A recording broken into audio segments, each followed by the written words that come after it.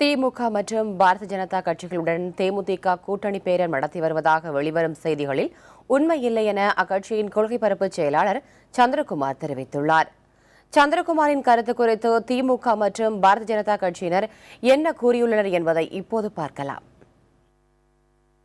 ஒரு கட்சியோடு கேப்டன் அவர்கள் 59 சீட் பேசி முடித்து விட்டார் என்று சொல்கிறார்கள்.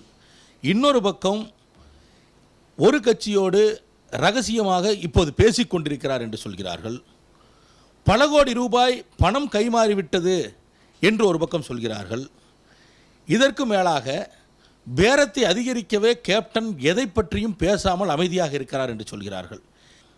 இந்த நொடி வரையிலும் எங்கள் தலைவர் கேப்டன் அவர்கள் கூட்டணி குறித்த எந்த முடிவையும் எடுக்கவில்லை. இதுதான் உண்மை.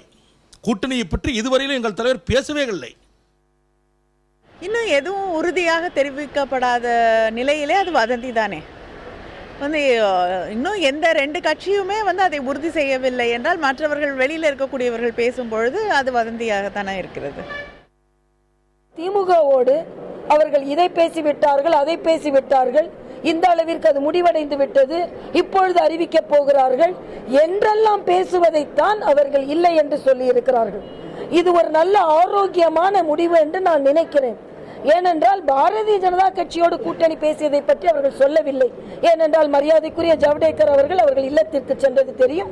மரியாதை நிமித்தமாக இருந்தாலும் சந்திப்பு நடந்தது.